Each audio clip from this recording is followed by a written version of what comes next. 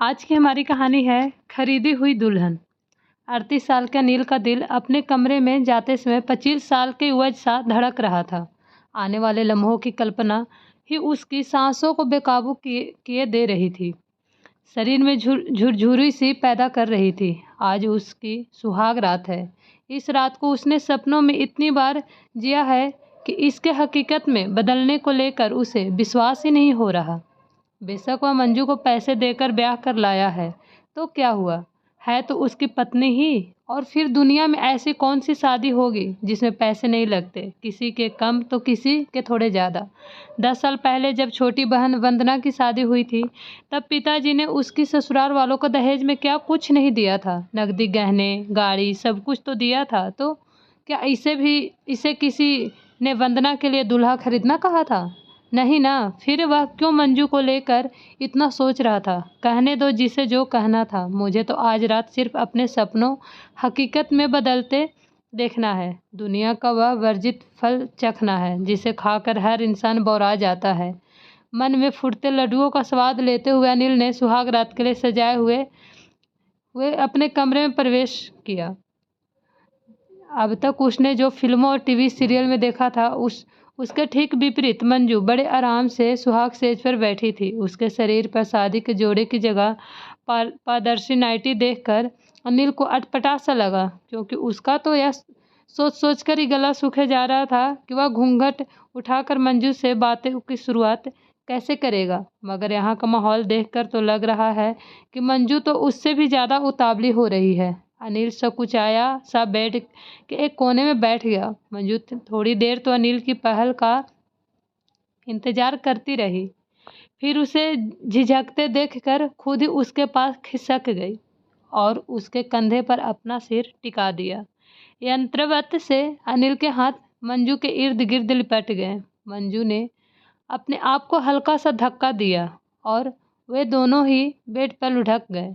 मंजू ने अनिल के ऊपर झुकते हुए उसके होठ चूमने शुरू कर दिए तो अनिल बावला सा हो गया। उसके बाद तो अनिल को कुछ भी होश नहीं रहा।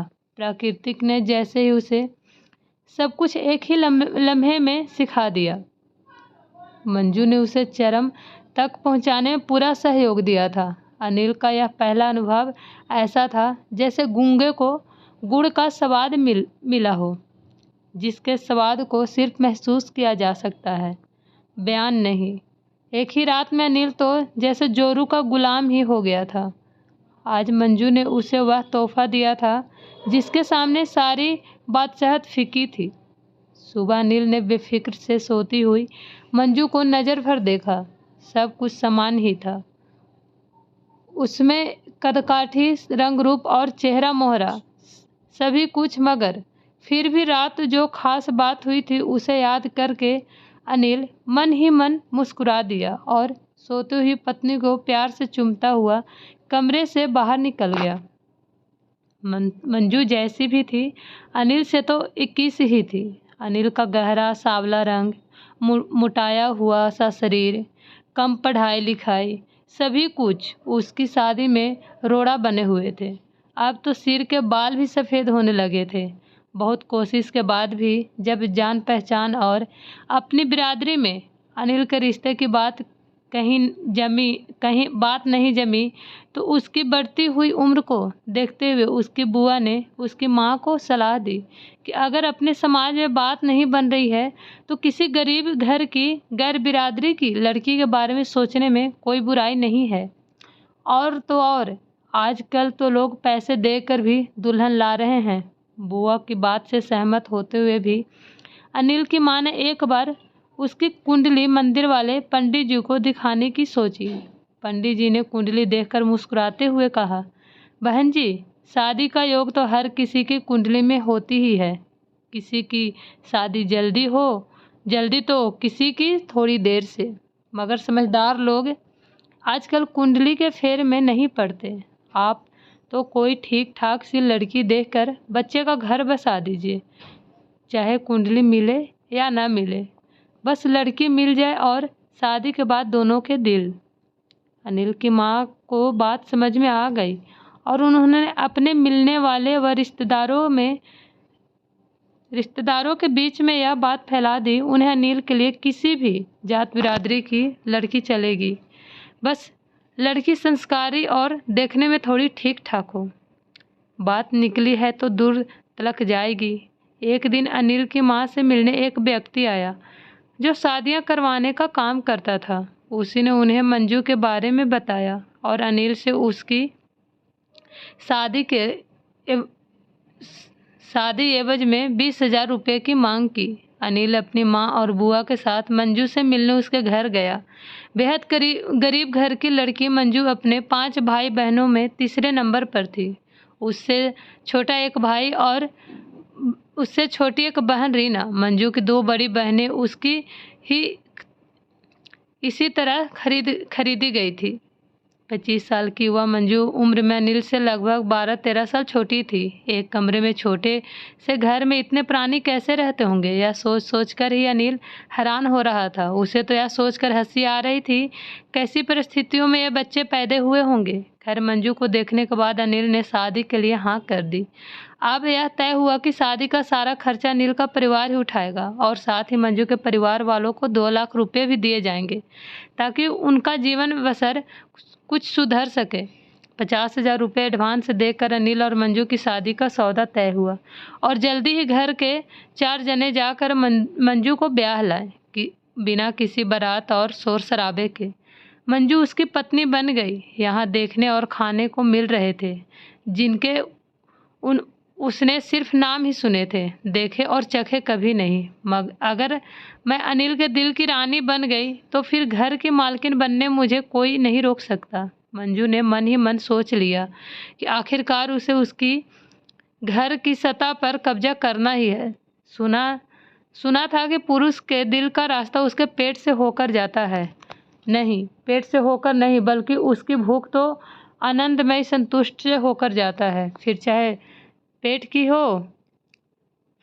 भूख पेट की हो या धन की हो या फिर शरीर की हो। यदि मैं अनिल की भूख को संतुष्ट रखूंगी तो वह निश्चित ही मेरे आगे पीछे घूमेगा और फिर तू मेरा राजा, मैं तेरी रानी, घर की महारानी। यह सोचकर मंजू खुद ही अपने दिमाग की दाद देने लगी। बनो दिल की रानी। अपने इस प्लान के मुताबिक मंजू रोज दिन में 2 बार अनिल को आई लव यू स्वीटू का मैसेज भेजने लगी। लंच टाइम में उसे फ़ोन करके याद दिलाती कि खाना टाइम पर खा लेना। वह शाम को सज धज कर अनिल को उसके इंतज़ार में खड़ी मिलती। रात के खाने में भी वह अनिल को गर्मा गर्म फुलके अपने हाथ से बनाकर ही खिलाती थी, चाहे उसे घर आने में कितनी भी देर क्यों न हो जाए, और खुद भी उसके साथ ही खाती थी। यानी हर तरह के से अनिल को यह महसूस करवाती थी वह उसकी ज़िंदगी में सबसे विशेष व्यक्ति है और हर रात वह अनिल को अपने क्रियाकलापों से खुश करने की कोशिश करती रहती थी।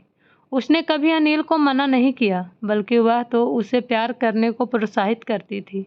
उम्र में छोटी होने के कारण अनिल उसे बच्ची ही समझता था और वह उसकी हर नादानी को नज़रअंदाज कर देता था। कहने के तो अनिल अपने माँ बाप का इकलौता बेटा था, मगर कम पढ़े लिखे होने और अति साधारण शक्ल सूरत के कारण अक्सर लोग उसे कोई खास तावजुब नहीं दिया करते थे। वहीं उसकी शादी भी नहीं हो रही थी, सो अनिल हीन भावना का शिकार होने लगा था। मगर मंजू ने उसे यह एहसास दिलाने में कोई कसर नहीं छोड़ी कि वह कितना काबिल और ख़ास इंसान है, बल्कि वह तो कहती थी कि अनिल ही उसकी सारी दुनिया है। मंजू के साथ और प्यार से अनिल का आत्मविश्वास भी बढ़ने लगा। मंजू को पाकर अनिल ऐसे खुश था जैसे किसी भूखे व्यक्ति को हर रोज भर पेट स्वादिष्ट भोजन मिलने लगा हो। एक दिन मंजू की माँ का फ़ोन आया, वह उससे मिलना चाह रही थी। रात में मंजू ने अनिल की शर्ट के बटन खोलते हुए आदा से कहा, मुझे कुछ रुपये चाहिए, माँ ने मिलने के लिए बुलाया है। पहली बार जा रही हूँ, अब इतने बड़े बिजनेसमैन की पत्नी हूँ, खाली हाथ तो नहीं जा सकती ना। तो माँ से ले लो ना, अनिल ने उसे पास खींचते हुए कहा। माँ से क्यों, मैं तो अपने हीरो से ही लूँगी, वह भी हक से। कहते हुए मंजू ने अनिल के सीने पर अपना सिर टिका दिया। कितने चाहिए? अभी ये रखो, और चाहिए तो कल दे दूँगा। अनिल ने निहाल होते हुए उसे 20,000 रुपये थमा दिए और फिर मंजू को बाहों में कसते हुए लाइट बंद कर दी। मंजू 15 दिनों के लिए मायके गई थी, मगर 5 दिनों बाद ही अनिल को उसकी याद सताने लगी। मंजू की शहद भरी बातें और मस्ती भरी शरारतें उसे रात भर सोने नहीं देती। उसने अगले ही दिन मंजू का तत्काल का टिकट बनवा कर आने के लिए कह दिया। मंजू भी जैसे आने के लिए तैयार ही बैठी थी। उसके वापस आने के बाद अनिल की दीवानगी उसके लिए और भी बढ़ गई। अब मंजू हर महीने अनिल से 10 से 15,000 रुपये लेकर मायके भेजने लगी। मंजू ने अनिल को उसका एटीएम कार्ड नंबर और पिन आदि ले लिया, जिसकी मदद से वह अपनी बहनों और भाई के लिए कपड़े, घरेलू सामान आदि भी ऑनलाइन ऑर्डर करके भेज देती। मंजू के प्यार का नशा अनिल के सिर चढ़कर बोलने लगा था, सैया भय कोतवाल तो अब डर काहे का। घर में मंजू का ही हुक्म चलने लगा। बेटे की इच्छा को देखकर अनिल की माँ को न चाहते हुए भी तिजोरी की चाबियां बहू को देनी पड़ी। सामाजिक लेन देन आदि भी सब कुछ उसी की सहमति या अनुमति से होता था। अनिल की माँ उसे कुछ नहीं कह पाती थी, क्योंकि मंजू ने उन्हें भी यह एहसास करवा दिया था। उसने अनिल से शादी करके अनिल का सहित उनके पूरे परिवार पर एहसान किया है। सुनिए ना, बड़ी इच्छा है कि मेरा नाम हर जगह आपके नाम के साथ जुड़ा हो। एक दिन मंजू ने अनिल से बड़े ही अपनेपन से कहा, अरे इसमें इच्छा की क्या बात है, वह तो जुड़ा ही है। देखो तुम मेरी अर्धांगिनी हो, यानी मेरा आधा हिस्सा। इस नाते मेरी हर चल अचल संपत्ति पर तुम्हारा आधा हक हुआ ना। अनिल ने प्यार से मंजू को समझाया।